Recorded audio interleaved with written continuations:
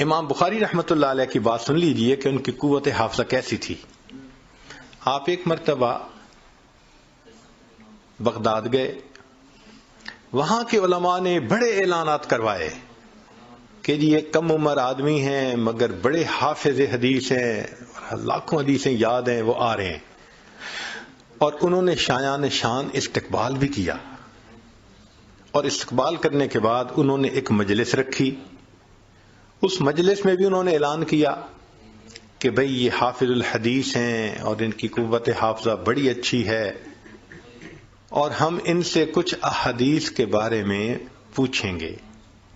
اور اصل میں انہوں نے 10 بندوں کو تیار کیا ہوا تھا، اور ہر بندے کو 10 حدیثیں دی تھیں جن میں کہیں سند کے اندر غلطی تھی کہیں نہ کہیں، اور کہا تھا بھی تم سب ان سے باری باری پوچھنا. اب ایک طرف تو خوب اعلان تشہیر کہ یہ حافظ حدیث ہیں، حافظ حدیث ہیں، تو امیج تو یہی بنتا ہے نا کہ بھئی ایسا بندہ کہ حدیث پڑھو گے تو وہ فوراً کہے گا ہاں مجھے پتہ ہے حافظ حدیث کے ہوئے. مگر یہاں معاملہ ڈیفرنٹ تھا. ذرا اندازہ لگائیے کہ ٹیسٹ کرنے والوں نے بھی کیسی ٹیسٹنگ کی. جب امام صاحب کی خوب تعارف کروا دیا، تعریفیں کر دیں تو بٹھا دیا. ایک بندہ کھڑا ہوا، جی مجھے کچھ حدیثیں آپ سے معلوم کرنی ہے. فرمایا پوچھو. اس نے پہلی حدیث پڑھی، آپ کو آتی ہے؟ فرمایا لا مجھے نہیں آتی. دوسری پڑھی، لا مجھے نہیں آتی. تیسری مجھے نہیں آتی. تیسری، چوتھی، پانچویں، 10 حدیثیں پڑھیں، اور امام صاحب کہتے ہیں لا لا مجھے نہیں پتا، مجھے نہیں پتا. اب عام بندہ کیا سوچے گا کہ یہ کہاں سے حافظ آ گیا، اس کو تو آتا ہی کچھ نہیں ہے. تو ایک سائیکولوجیکل پریشر انہوں نے ڈالا ان کے اوپر کہ بندے کا دل کرتا ہے یار میں کسی پہ تو ہاں کہوں نا کہ یہ مجھے آتی ہے. آپ نے کہا لا. پھر دوسرا بندہ کھڑا ہوا، اس نے 10 حدیثیں پوچھی، 10 پہ لا کہا.